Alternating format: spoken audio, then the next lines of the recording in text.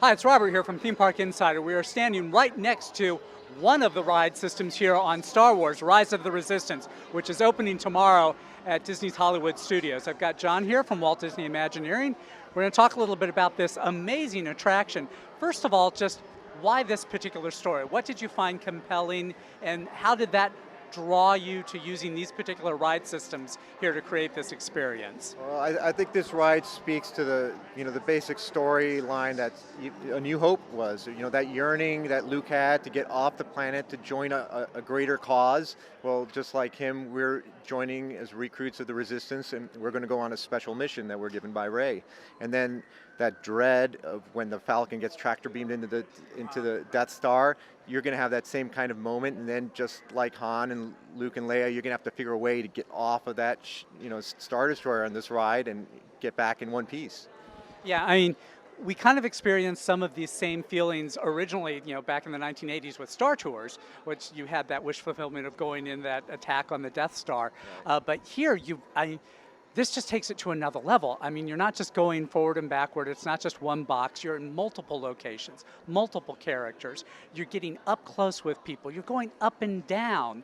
I mean, what were some of the tools that you got to play with here that you found particularly exciting? Well, I think having a trackless vehicle is fantastic because we could actually set up the story that this droid, which wasn't programmed too well, is somehow trying to get you to those escape pods, and all kinds of crazy happens. What's great is that because the droid's driving you, you don't know where you're going to go. If that droid looks left, you're probably going to go left. If the droid freaks out and pops his head up and starts looking backwards, guess what? You're going that way.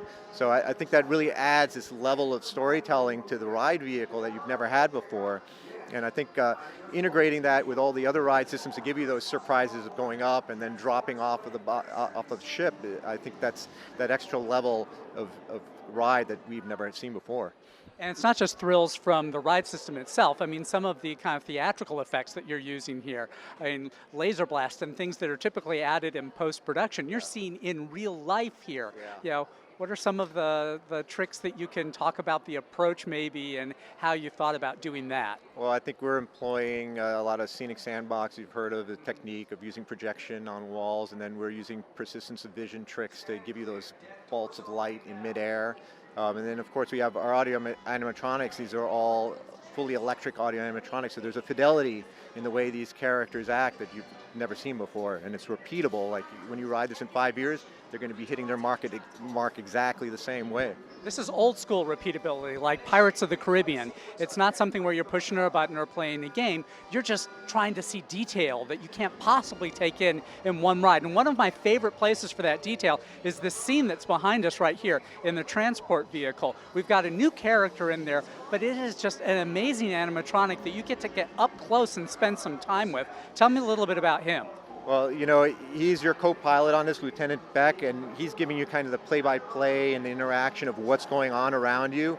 And we take that a step further with all the video screens that are in there, and so you can see Poe as your wingman there trying to protect you from the First Order, and the epic battle is happening. Plus you got a view in the rear window, a great view out the Oculus in the rear. So it's really like there's so many ways to edit in your mind what's happening there. It's going to be great every time you ride. I assume the first time people usually ride, they want to pay attention to Lieutenant Beck. The second time, oh, you know what, I think I want to look in the back, and there's a whole other story there. Or you can walk around and piece it together and really make your own edit in your mind of what's happening. Yeah, there's no bad seat here, and like you said, I mean, it seems on first ride that this is just a straight linear narrative, but there are multiple opportunities here to see all of the various branches that this narrative is taking. Yeah, and I think that's what's great about theme park rides is that it's something you do together. It's a shared experience. So you come with your friends or your family, and if you can share the same experience, but different points of view.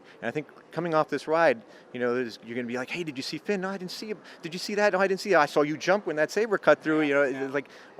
That storytelling that you have with your friends and family afterwards just makes these experiences even more richer and makes you want to repeat it again and again. Yeah, and we've got that conversation going on right now down in the comments here on themeparkinsider.com. People talking about this attraction because it's like a 20-minute experience, but people will be talking about it for hours and hours, days, weeks, months, years to come. John, thank you so much for talking with me. I appreciate this. And thanks for watching here on Theme Park Insider. And so that's it from Rise of the Resistance here at Disney's Hollywood Studios at the Walt Disney World Resort.